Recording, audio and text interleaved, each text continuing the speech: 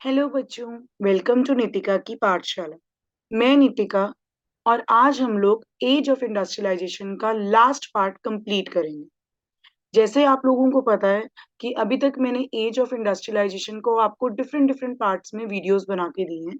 तो ये आज एज ऑफ इंडस्ट्रियलाइजेशन की द एंडिंग प्रोसेस है बेटा, जिसमें मैंने लास्ट के कुछ टॉपिक्स को कंबाइन करके एक वीडियो बना दी।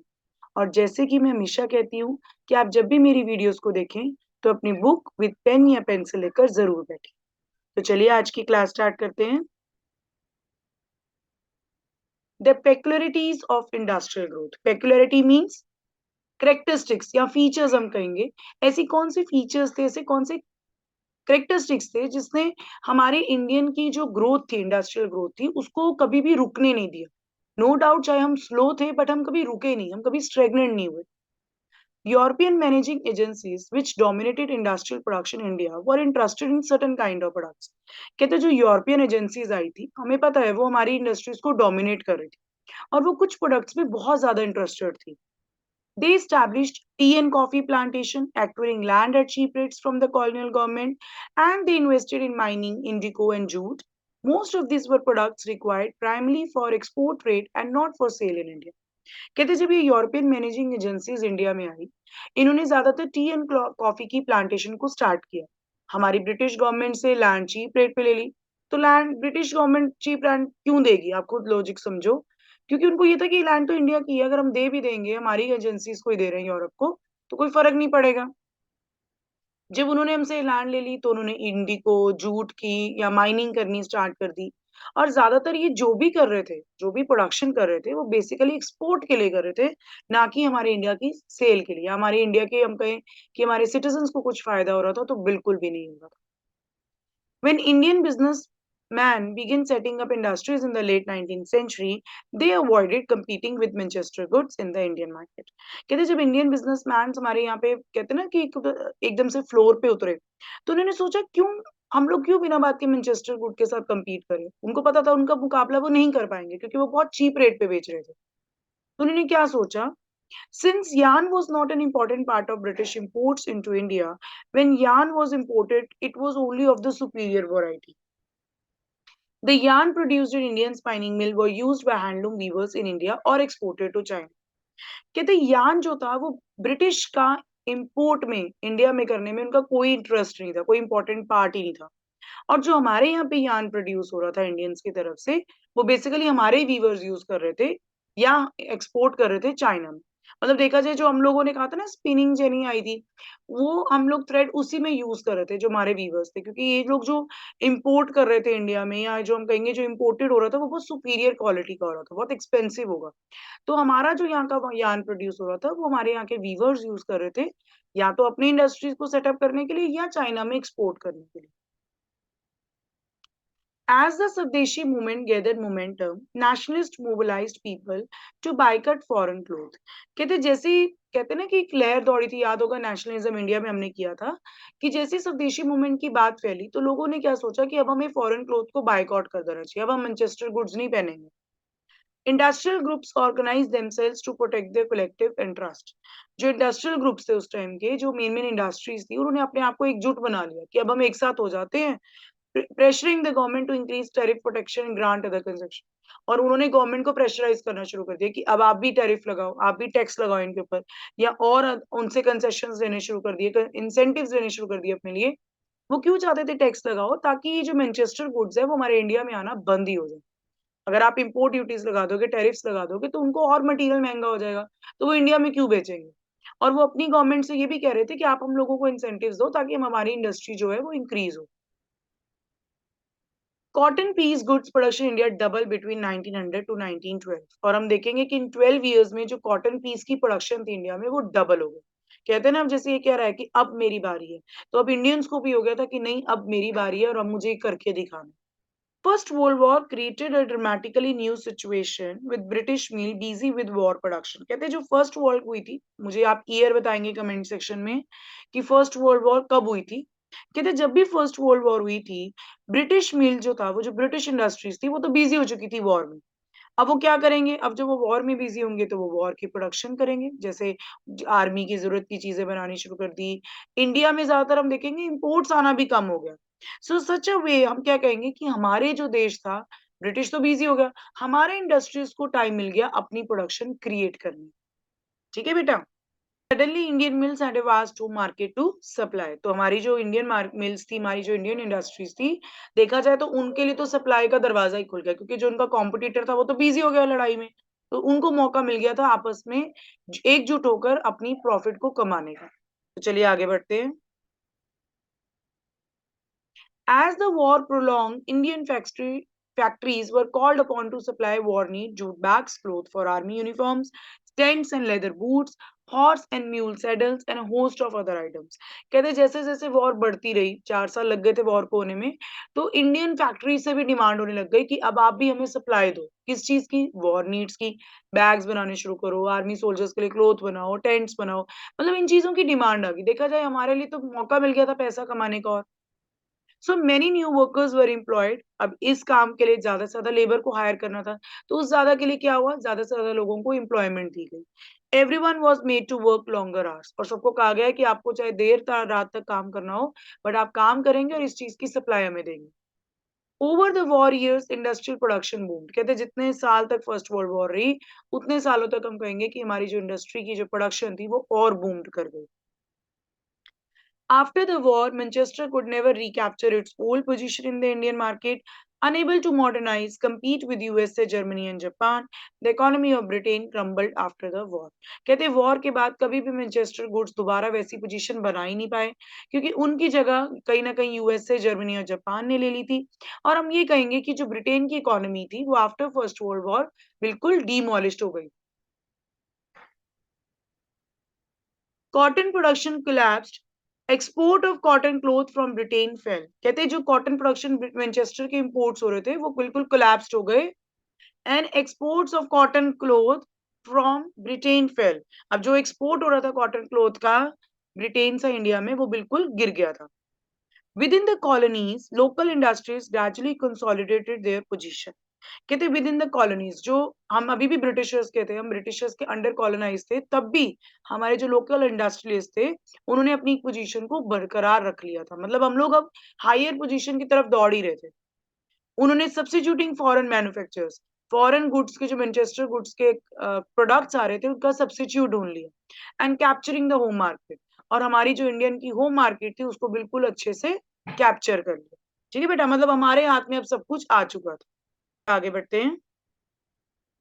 स्मॉल स्केल इंडस्ट्रीज प्रीडोमिनेट, अब कहते हैं ना कि एकदम से हम बड़ा महल नहीं बना सकते, धीरे धीरे फ्लोर बनेंगे, तो वही चीज हुई थी। While factory industry grew steadily after the war, large industry formed only a small segment of the economy. कहते हैं अब हमें पता लग गया है कि मैनचेस्टर गुड दोबारा नहीं आ सकते, और जो हमारे इंडियन इंडस्ट्रीज थी वो धीरे धीरे बढ़ रही थी। बेसिकली स्मॉल इंडस्ट्रीज बढ़ रही थी, क्योंकि लार्ज इंडस्ट्रीज तो अभी भी इकोनॉमी के कुछ स्मॉल सेगमेंट्स में ही थी। Only a small proportion of the total industrial labor force worked in registered factories. कहते हैं कि बहुत ही स्मॉल पोर्शन जो था इंडस्ट्रियल का वो अभी भी रजिस्टर्ड फैक्ट्रीज में काम कर रहा था। मतलब रजिस्टर्ड फैक्ट्रीज में जो कहीं ना कहीं गवर्नमेंट के अंडर होती थी। कहते हैं कि 5% पहले लोग जो काम करते थे वो अभी तक सिर्फ 10% थे। अभी भी जो rest worked in small workshops, अभी भी जो मेन पॉपुलेशन थी हमारी, अगर मैं कहूँ 90% पॉपुलेशन क्या काम कर रही थी, या तो घरों में ही काम कर रही थी, या स्मॉल स्केल इंडस्ट्रीज जो होती है हाउस होल्ड, घर में काम कर लेना या वर्कशॉप्स में काम कर लेना, ये काम चल रहा था। While cheap machine-made thread wiped out of the spinning industry in the 19th century, the weavers survived despite problems. In the 20th century, handloom cloth production expanded steadily, almost trembling between 1900 to 1940. अभी हमने पीछे पढ़ा ना बेटा कि हमारी जो spinning winning में जेनी में काम हो रहा था वो चीप यार्न से काम चल रहा था। नो डाउट इतनी प्रॉब्लम्स होने के बाद भी जो वीवर्स थे, इतनी प्रॉब्लम सहने के बाद भी वो सरवाइव कर पा रहे थे, और हम कहेंगे कि अभी भी जो हैंडलूम हाथ से बनने की जो प्रोडक्शन हो रही थी वो अभी भी बढ़ रही थी। क्या रीजन होगा? ऐसा हो क्या रहा था कि अभी भी जो वीवर्स थे वो अभी भी सरवाइव कर पा रहे थे? वो क्या था? This was partly because of technological changes. हमारे वीवर्स भी बड़े बेटा थोड़े से क्लेवर निकले। वो कहते क्यों ना हम लोग भी टेक्नोलॉजिकल चेंजेस को स्टार्ट करें। Handicrafts people adopt new technology if that helps them improve production without excessively pushing up cost. हमारे जो हैंडीक्राफ्ट्स पीपल थे, जो हमारे वीवर्स थे, उन्होंने न्यू टेक्नोलॉजी को अडॉप्ट किया। उन्होंने ऐसी कुछ इंप्रूवमेंट कर दी अपनी प्रोडक्शन में कि जिससे उनकी कॉस्ट में ज्यादा फर्क ना हो, मतलब काम करने में उनको ज्यादा महंगा ना पड़े, बट उन्हें प्रॉफिट मिल जाए। So by the second decade of 20th century, we find weaving using looms with fly shuttle. तो अब क्या हुआ था? कहते हैं सेकेंड डेकेड तक हमने क्या देखा कि जो वीवर्स थे उन्होंने फ्लाई शटल को यूज करना शुरू कर दिया। ये थी उनकी नई टेक्नोलॉजी, जिससे क्या हुआ, हर वर्कर की प्रोडक्टिविटी बढ़ गई, हर की प्रोडक्शन, हर स्पीड लेवल की प्रोडक्शन भी बढ़ गई और लेबर की डिमांड बढ़ गई। ये क्या थी न्यू टेक्नोलॉजी की? लेबर की डिमांड बढ़ गई, बट प्रोडक्शन इंक्रीज होगी और हर पर्सन की प्रोडक्टिविटी इंक्रीज होगी। अब आपके मन में भी इनकी तरह क्वेश्चन आएगा कि मैम अब ये क्या है? तो चलिए देखते हैं। ये है बेटा फ्लाई शटल। मैंने इसको आपको थोड़ी सी बताई है कि ऐसे थ्रेड यूज करके ऐसे फ्लाई शटल से बनाया जाता था सामान, जो हम प्रोडक्शन करते थे। तो this is the, we can say that this is a picture of the fly shuttle.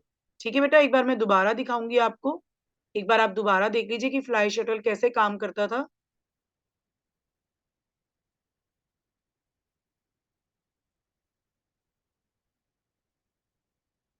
चलिए, तो अब आगे बढ़ते हैं। आगे क्या हुआ?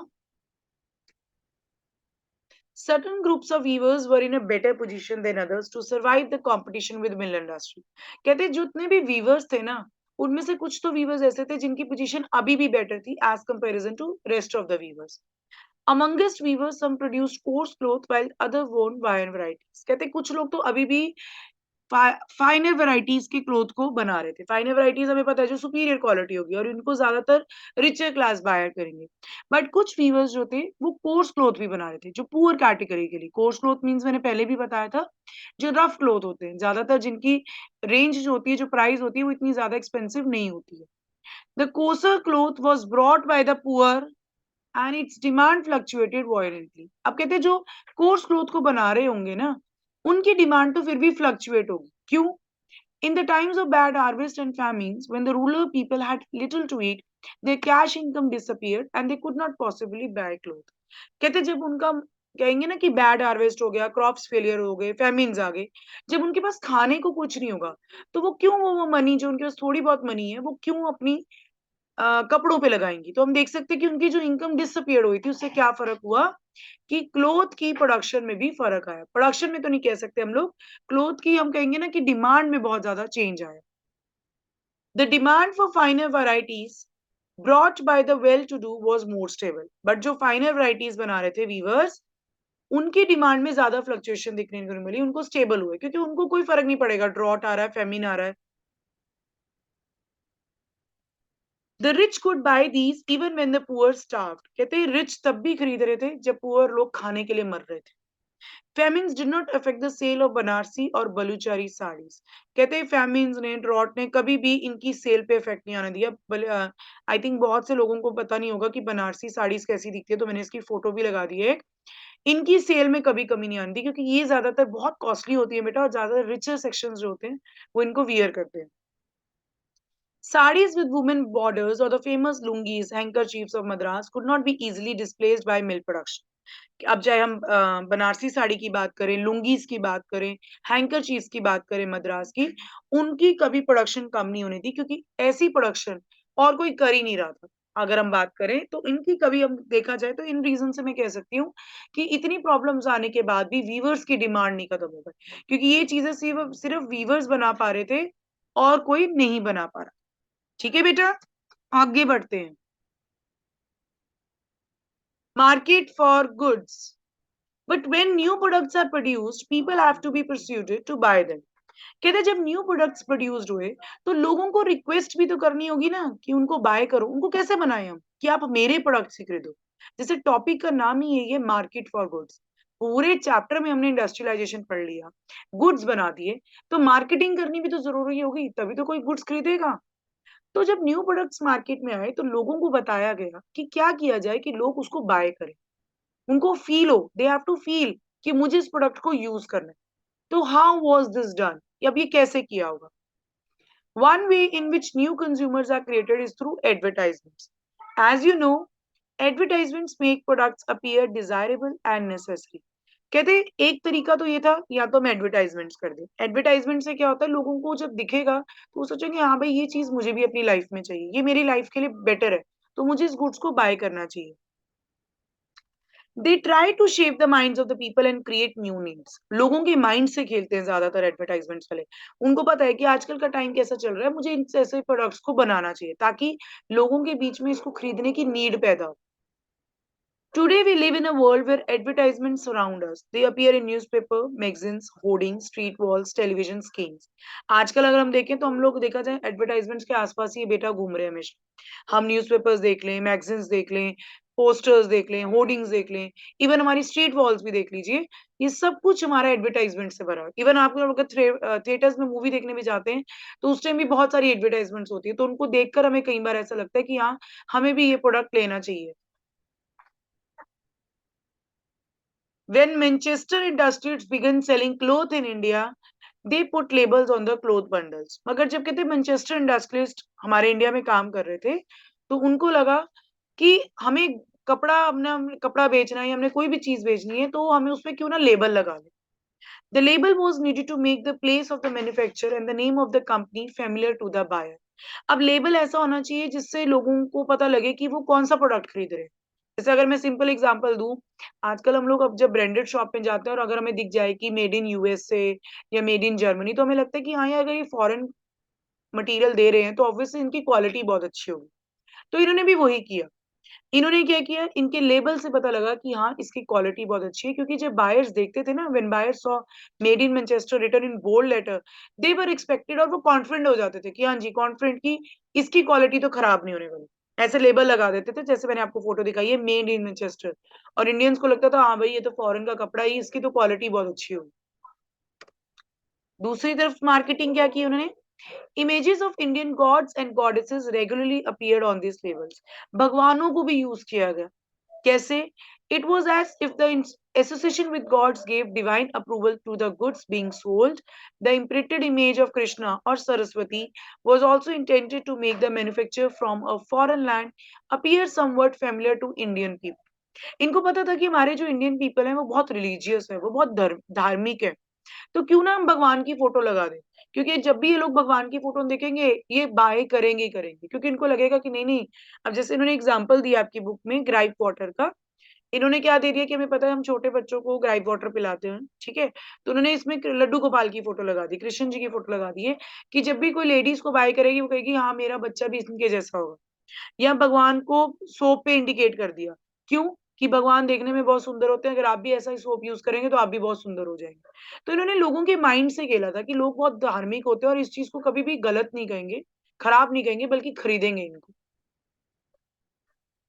Manufacturers were printing calendars to popularize their products. Unlike newspapers, magazines, calendars were used even by people who could not read. They were hung in tea shops and poor people homes just as much as in offices and middle class apartments. कहते हैं अब जो manufacturers थे उन्होंने calendars भी print करने शुरू कर दिए, क्योंकि उनको पता था अगर लोग ना भी पढ़ना जानते हो, इलिटरेट भी होंगे, तो भी टी शॉप्स में या पुअर पीपल अपने घरों में जरूर लगाएंगे, ऑफिसेस में लगाएंगे, मार्किंग करने के लिए। जैसे आजकल आप जिस मर्जी ढाबे पे चले जाएं, अगर आप पंजाब साइड चले जाएंगे तो आप देखेंगे गुरु नानक जी की फोटो होती है कैलेंडर्स पे, या किसी सिंगर की हो जाती है, भगवंत मान की। अगर हम कहीं भी चले जाएं, इवन इलिटरेट लोगों के घर भी चले जाएं, उनके घर भी कैलेंडर लगे होते हैं ताकि वो देख सके कि अच्छा आज कौन सी तारीख है, कितने दिनों बाद हमें ये काम करना है। तो उन्होंने इस चीज को भी माइंड में रख के इस चीज की मैन्युफैक्चरिंग स्टार्ट।